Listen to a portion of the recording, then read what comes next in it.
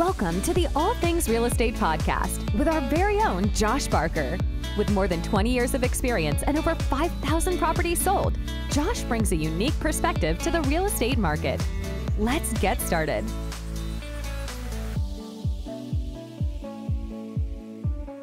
We're back. It's been 2 months. It has been 2 months. What a crazy 2 months, huh? It has been crazy. A lot has happened in the last 2 months, but the world did not come to an end. So Yet, Josh. That's right. I'm an optimist. Good. It is going to end soon. Very optimistic. Good thing to be optimistic about. That's for sure. Very optimistic. Everything's coming to an end. Mm-hmm. But no, in the last 2 months, a lot has changed, but a lot hasn't changed. Do you know what I mean? We're still dealing with the big stories in real estate are still centered around interest rates. They are. Right? The major headwind. Yep. And locally, the big tailwind is we're still still dealing with, slow your words, Joey, use your words, buddy. We're dealing with low inventory locally. Yes. So a couple of points in that. Well, interest rates right now are averaging right around 6.75%. Which is down from, I think did it hit 8 at some point or darn close? It was really close. It was in the mid 7s, high 7s. Down a little bit. Yep, and it definitely had an impact, a corresponding effect on buyer demand. I mean, in those several weeks, each time it happened, it was noticeably slower in terms of buyer inquiries and offers being written, and it was, you could feel it almost instantly. I mean, the 7s just break the market. It just absolutely slows everything down. Right now it's 6.75, and we're maybe heading back towards 6.5 right now. Mm-hmm. Buyer demand is fairly strong. I mean, we're kind of going into our selling season though too. So, this is actually the time when sale volumes are supposed to be picking up. But yeah, rates right now, if you're curious about, they're about 6.75. So you said that this is the time when inventory normally ramps up. Is it ramping up? No, it's not ramping up really that much. So the last few months has been really interesting. We've been sitting in that 475, 480 range for total homes for sale on the MLS for residential single family.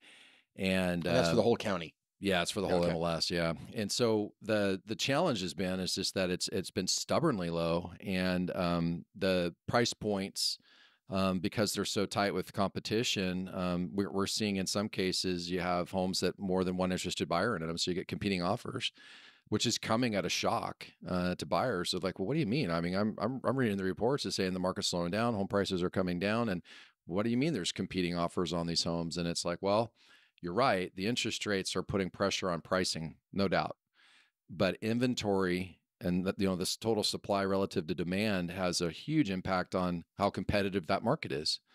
And so our lower price ranges where the majority of buyers congregate, if it's a good home and it's priced correctly, you could expect there'll be more than one buyer trying to buy it. Yeah. And this is the difference between what's happening nationally and what's happening locally.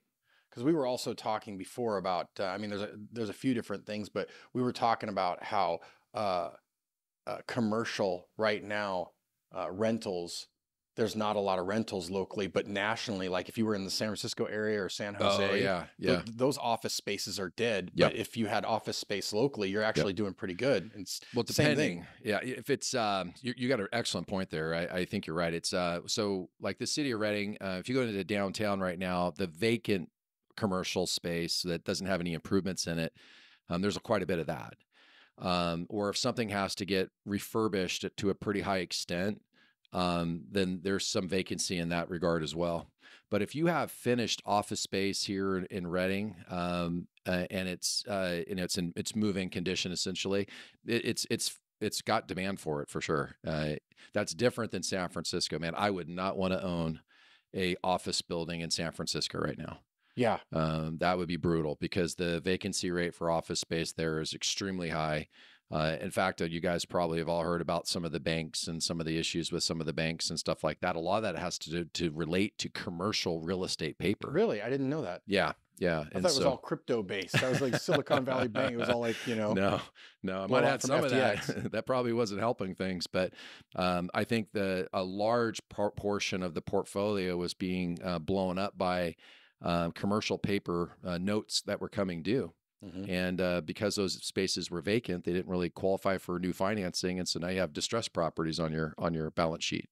Yikes. Yeah. The bigger point of what you just said is how you can look at the news but we're talking about the local market because my friends are like, oh, Joey, you're in real estate, which you're in real estate. So they always ask me real estate stuff, and they're reading headlines, and these headlines are all national level headlines. Yep. And same thing like what you said, where buyers are bringing an offer and they're like, what do you mean there's competing? Yeah. I'm being told that, sellers are giving stuff away. Right. And it's like not locally, but also within that you have segments. Cause we were talking a little bit about how many homes sold in certain segments now at the higher end versus last year. Oh yeah. So the higher segments, they're not moving over, but those lower segments are still very, very competitive from a seller standpoint. They are, it's, it's weird. So if you look at the active inventory, there's more homes for sale this year in the lower price ranges than there was last year. Really? There is. Yeah. Part of that's because there was a rental moratorium that was in place last year. So they couldn't. Yeah. So some of those sellers were, reluctant to try to evict the tenant for obvious reasons. So now that process is beginning to move forward again, you're starting to see some more of that inventory come into market. And a lot of it, not all of it, of course, but a lot of the increase anyway would have been rental market related. The upper end didn't have that. And so as much. And so this year, actually, the upper end has fewer listings coming to market in comparison to last year. But also fewer moving. We were talking, I think you were telling me about the 700 to 800,000. You're right. Segment. There was nothing sold last month? Yeah. So last month, and this would be for the month of March, there was 0 homes that closed escrow between 700 to 800,000 in the multiple listing service. And a year ago, there was 9 in the same month. So it's definitely a difference maker there.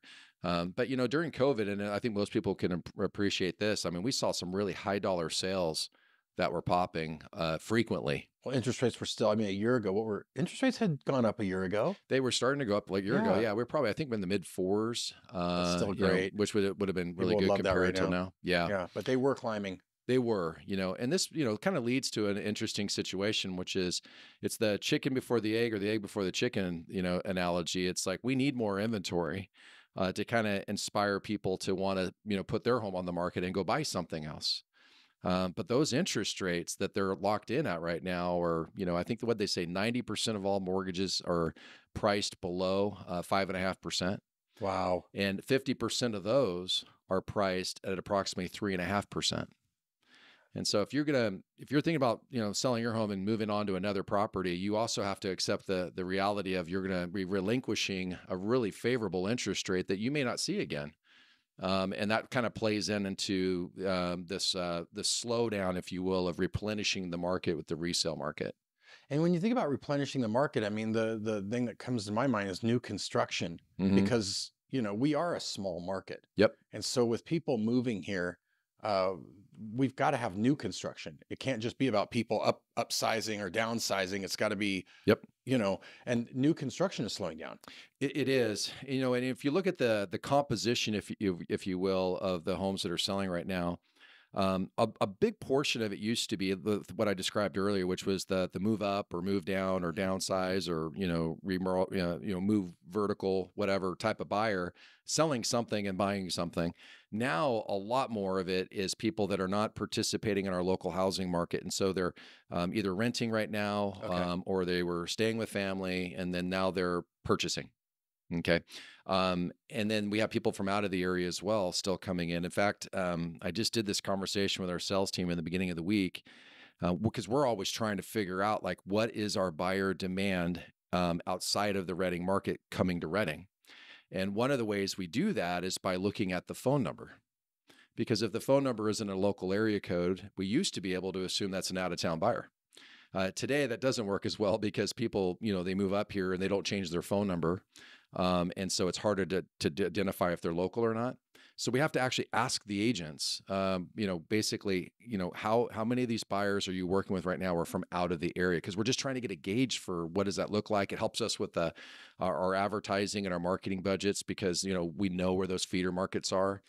And I'm shocked because every single one of the agents on our sales team right now are working with buyers from outside of the area. Wow. Every single one of them. And they're also, but more of it's still local. I don't want to, mischaracterize that, but we are still working with out-of-town buyers right now. We're a destination.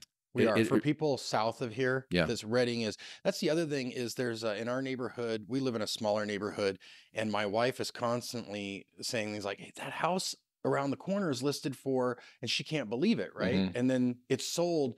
I can't believe that house sold for that. I'm like, yeah. You have to understand, somebody that just sold their house in Sacramento, yep. San Jose, anywhere south, even Bakersfield, Fresno, yep. LA, any of that, they can't believe that you can buy a house for $385,000 in California. Yeah, regardless of the fact. Yeah, but it's only a 2-bedroom, 1-bath with a. It's like we just went on vacation down south, mm-hmm. and the other thing I noticed was that everyone's yard is about the size of a patio. Like so, when you take for granted how big people's yards are, and, yep. and that blows their mind. Yep. So to them, they're not overpaying for $385,000 just because 5 years ago that house sold for $290,000. They still think they're getting a phenomenal deal. Yeah, that's a really good point. And when we hear that too, I mean, but understand too that when a buyer comes here from, let's say, LA, for example, they're initially really excited about the advertisement of a home or something that they saw that we were marketing down there. Mm-hmm. But when they get up here, make no mistake, they're still comparison shopping.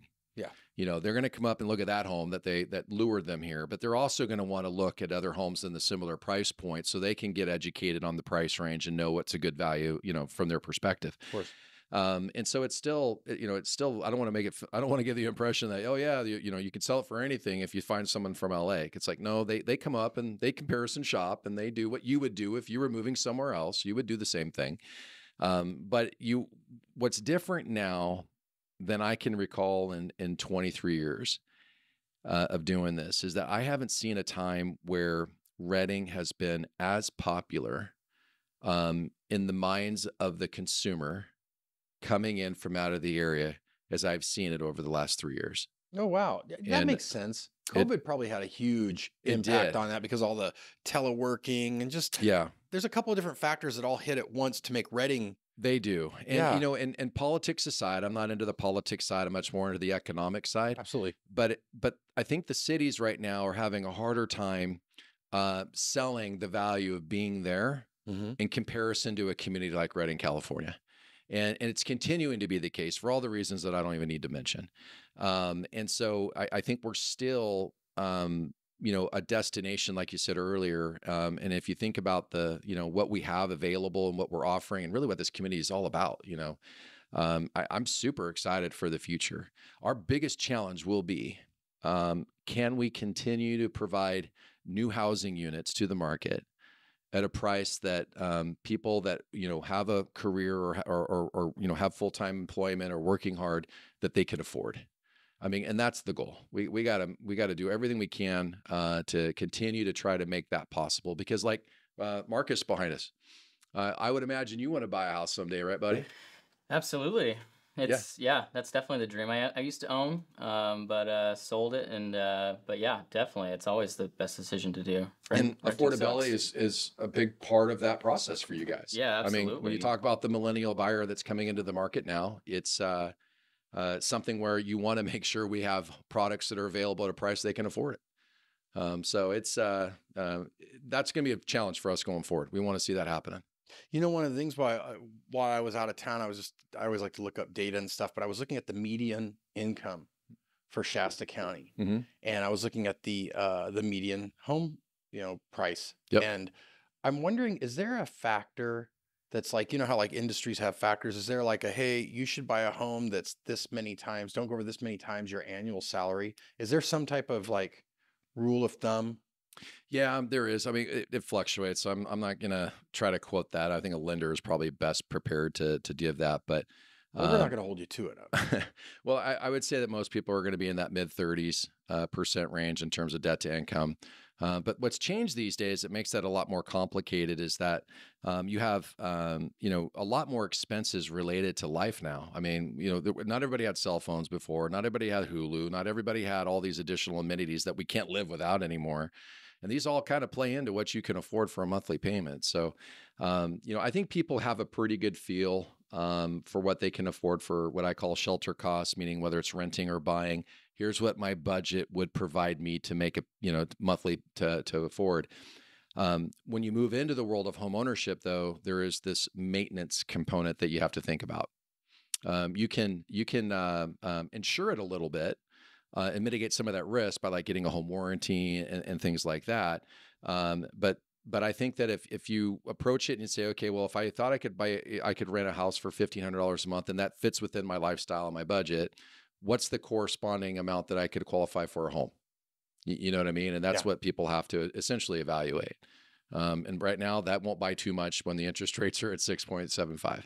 That's why, because you were talking about what we want is we want to be able to allow first-time buyers, people just starting out to purchase homes. And that would be the challenge is we're kind of pushing those people out of the market, right? But I think those people have to be pushed out of the market in across California when you talk about the bigger cities.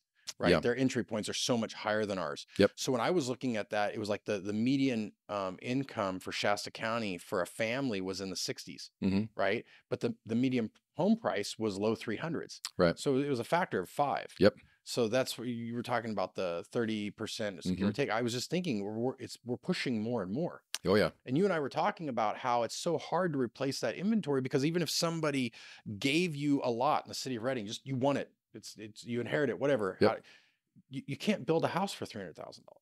You know what I mean? Very hard to do. I mean, unless you're doing all that. It's just really hard. Yeah. Permits, materials, labor. And then if you did, it's going to be a very small home. Yep. And so I'm wondering where this inventory is going to come from. Well, this is why I have so much appreciation for home builders. If you think about the investor in today's market who's taken the biggest risk of all, I would say it's our home builders. Because what people don't recognize is that it takes years to fulfill a vision for an area. So like I drive down a road, I see this empty piece of ground, right? And when I see that piece of ground, I have this vision that I'm going to build a 150 home subdivision in it. But then the hardcore reality of what it takes to get there starts to set in. So negotiate an offer price for the property, okay? And nobody's going to give away anything for free, so you're paying whatever that value is. Now I've got to get Army Corps of Engineers, Fish and Game, CEQA, a lot of different agencies involved to give me permission to develop the property I want to develop. Then you got to come up with a map, and then you've got to submit that map for review and approval process, even through the state of California for a subdivision map. Then once you're doing that, now you got to actually get out there and start getting bids for dirt work. And then you have bids for all the utilities and all the things that go in. This is several years. This is 2, 3, 4 years before they get to enjoy maybe pouring the very first slab. And if you think about what it takes, what the economy does during that time, I mean, we can have ups and downs and all of us can appreciate the fact that nothing really stays the same. Yet these builders and developers are taking all that risk during that whole season, and I can tell you that that is a field that thank God we have people like that are willing to do it. You always hear stories, at least I do. You always hear stories of people either really making it or it breaking them. You hear about like this builder, oh, he made a killing, he did this subdivision, now he owns this. Or like, oh no, that bankrupted. That guy was a successful business person, and that subdivision bankrupted him. Buried him. It's all or nothing. Seen it too. I was foolish enough to build 5 commercial buildings. I was 31 years old when I did it. And I couldn't do it today because I had incredibly amount of not sleepless nights, but like maybe 2 or 3 hours of sleep because I was doing everything I could to keep the project moving because I was costing me money every day in interest while those projects were being built out. Yeah. And so whatever I could do to push everyone, I was probably a really tough owner to work with in that regard. In fact, I can remember I sat down with a guy that was pouring slabs for us, and he was doing another job on another person's property. And I came up to him and I said, "Hey, I'm here for you, but I need you back at my place." And I couldn't do that today because now I see a bigger picture, and I realized this person was already stretched too thin also. And I wouldn't do it that way again. But man, I think that's where I got the appreciation I have for that, is because I've done enough construction to know, number one, I'm not a great builder in terms of like, I don't have the temperament for it. It's a very stressful thing to do. I'd much rather be selling it than building it, right? And I don't know if I'd want to take those kind of risks. I think I'm a much more conservative guy, especially in this market. Yeah. And that's probably why we're seeing the huge slowdown. Is the really good builders have to project. They have to think way ahead, and all the signals right now are telling them, be careful. Yeah. You know what I mean? In the interest rates and the buyer's market. That said, the local market, I mean, we still have builders. Yeah, we do. We still have several subdivisions it's just slowed down a little bit, and probably the smaller builders are probably the ones really tightening, right? The strings. Well, and I've got a lot of friends that are in the construction industry. So, what they're doing, majority of them are doing right now is that they're doing, they're slowing down because they recognize the volatility in the market, and they don't want to get too far out ahead of what demand looks like. Because they're hopeful prices will move back up too, right? But they're trying to keep their crews. They're trying to keep their labor intact. Because if they run out of work, their labor's moving on, and if they moves on, it's really tough to re-engage that labor. And so you have crews right now that are just trying to just to keep things going, and knowing, I think we all know this, that we're in a market cycle. We're on the end of this, moving into probably some sort of recession if everybody's right on that by the end of the year. It doesn't appear to be too painful, but we've got to get through 2023. And I think that most of the people that are in real estate and lending and new home construction or contractors associated to that, I think everybody's got this mindset, let's get through 2023. And then with the expectation and the hope that 2024 would start to show signs that, hey, we're beginning to move back out of this cycle that we're in. And so the things that we can think about, the things that we can focus on is interest rates are controlled at the national level. So we can't control that. I mean, we can cross our fingers and say hope, but that's right. If you think, because I go right to what kind of buyers, and we've talked about this before. If you're at the entry point, you have to weigh, can you afford a mortgage with this interest rates? But if you can, it's not going to, or I guess this is subjective. I was saying it like this is just a matter of fact, Josh, yeah. But I don't see the lower part of the segment coming down. It may dip a little bit, but I don't see it like, oh yeah, it crashed. Yeah. It's like, oh, those houses now they're $215. You can just buy a house for $215,000 in Redding. Yeah. I don't see how that comes back. Yeah. Right. Yeah. And I think what you're describing there is that the higher price point has softened probably more aggressively, right? Yes. And as that price point moves down, the compression is less. Yes. And so if you look at the lower end of the market at this point, it's pretty well compressed. I'm not saying that it won't go down because interest rates would have a huge impact on that. If rates went up into the mid sevens and it stayed up there like that, it will have a diminishing impact on value. But today, if rates were in the mid sixes, then we're probably pretty close to being compressed there.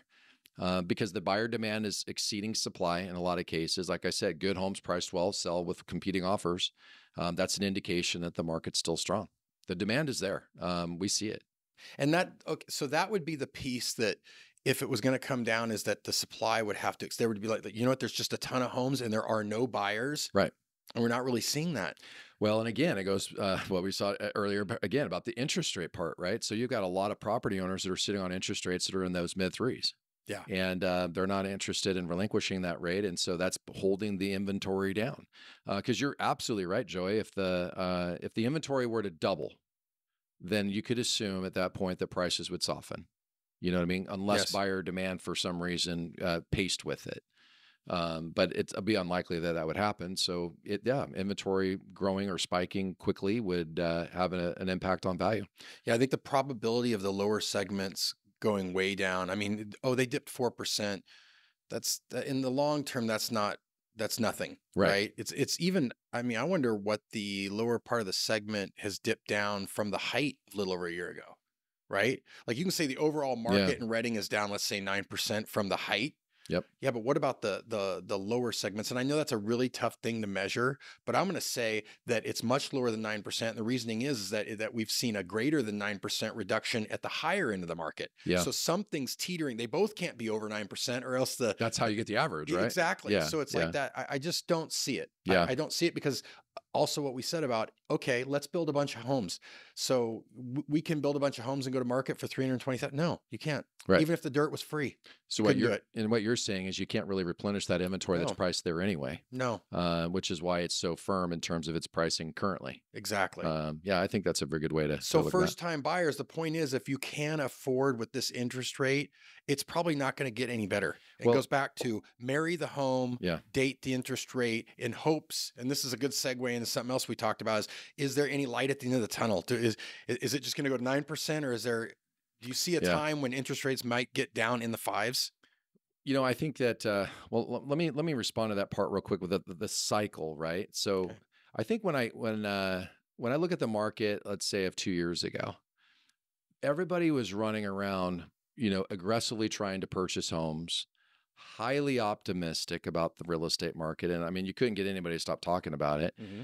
And as a result of that, people had this optimism, right? Yet it was probably from a value perspective, it was probably a much higher point than it is today.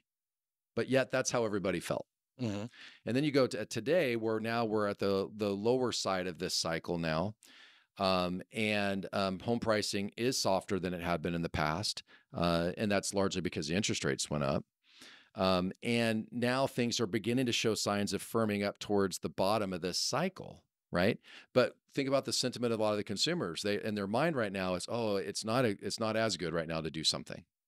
You get what I mean? Exactly. And that makes it interesting, because it's like, no, in your mind, you got to flip that and go, you don't want to buy as much in the highs, and you want to, but you do more in the lows, right? But to your question on the interest rates, I agree with like Goldman Sachs when they came out earlier this year, and they had a very, very well thought out presentation on pricing and on interest rate pricing. And they said that interest rates would likely be in the 6s throughout the majority of this year, and we probably won't see the 5s until next year. I tend to agree with their assessment. And you've said before, 1% decrease does what to your buying power? 10% impact to your purchasing power. So if it were down to getting the 5s, the people, it's 10%, maybe a house that's 360 versus 330, something like that. Yes. And that's the risk. So if we're at the bottom, and I'm not here to, to say that today's the day, but I'm just saying if we're at the bottom right now and rates are at 6.75, okay, if rates are 5.75 next year, the price of that home will likely be higher next year. Exactly. And I think maybe not the $800,000 market, but certainly the 329, which I think what is our median right now? It's like 320 something. Yeah, I have it down right here. That's what I'm saying. So our median sales price last month in March was 364. It's down from 378,950 last year. So it's down about 4% over last year. Which is not people, it's down 4%. Tell me what stock's down. Tell me what crypto's down. I know. Tell me what, Yeah. I think maybe gold's up, right? But what else? Besides that, that's not really taking a hit. Yep. This is because I have this conversation with my friends a lot, and it comes back to how I started this, is trying to separate the national market with the local market. Yep. Because we have a tailwind that they don't have, and that is incredibly low inventory and the inability to replenish supply. Yep. And we started at this price. And we started with affordable housing in the first place. That's right. In comparison to the rest of the states. So Marcus is waving at us. I think we got like a minute left. So maybe he just wants to jump in. He's got some ideas. There. Yeah. Young Master Marcus. All right, buddy. So any closing thoughts from you on that? You know what? Get a realtor. Go look at the market. Be educated. Don't listen to the news channel and think you understand it. Go out and look at inventory. Get a real idea of price, so that because it's when it turns, if you're listening to the news, by the time you know that it's turned, you're weeks behind. Yeah. Somebody already purchased. Yep. Yeah, you're right. I think that's a good word. It's and I agree with you. I think it's get educated. And try not to be influenced by media. Has one job, and that's to keep your attention so they can sell ads through that. That's right. And so recognize that they're going to try to hit the hot buttons. Dive into the economic data, and I think you'll start to see more of what's really happening. So like I said, separate the politics from the economics. Very good. All right. Well, thanks, Josh. Yeah, Hopefully thank you. it won't be 2 months before I see you again. That sounds great. Looking forward to it, man. Thank you. If you're enjoying the All Things Real Estate podcast, please feel free to subscribe, rate, and leave a review wherever you listen to your podcasts. That helps others find the show, and we really appreciate it. Thanks again for tuning in, and we'll catch you in the next episode.